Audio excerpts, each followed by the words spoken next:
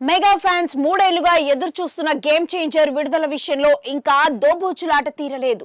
ముందు డిసెంబర్ 20 అన్నారు. డిస్ట్రిబ్యూషన్ వర్గాల వద్ద డిసెంబర్ 25 సమాచారం ఉంది. కేవలం 15 రోజుల గ్యాప్ లో విశ్వంబరతో పాటు ఇతర సినిమాలు వస్తున్న నేపథ్యంలో ఇంకాస్త ముందు వస్తే భారీ వసూళ్లు దక్కుతాయనేది అభిమానుల వర్షన్.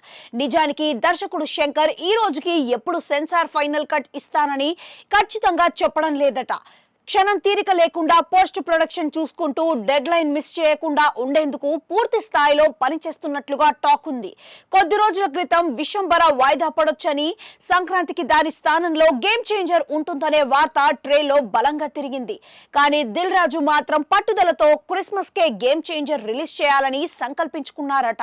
దానికి తగ్గట్టే ఇటీవలే రామచ్చా సాంగ్ లాంచ్ ఈవెంట్ లో నొక్కి మరీ డిసెంబర్ లో రిలీజ్ అని చెప్పారు.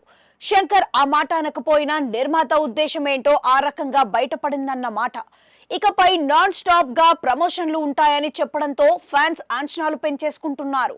దసరాకు టీజర్ వదిలే ప్లానింగ్ తో ప్రస్తుతం ఎడిటింగ్ చేయిస్తున్నారు. సో గేమ్ చేంజర్ చెప్పిన టైంకి రావడం వెనుక దిల్ రాజు పట్టుదలే దన్నుగా నిలబడాలి. చూద్దాంలే అని నిర్లిప్తంగా ఉంటే శంకర్ మరింత ఆలస్యం చేసే రిస్క్ లేకపోలేదు.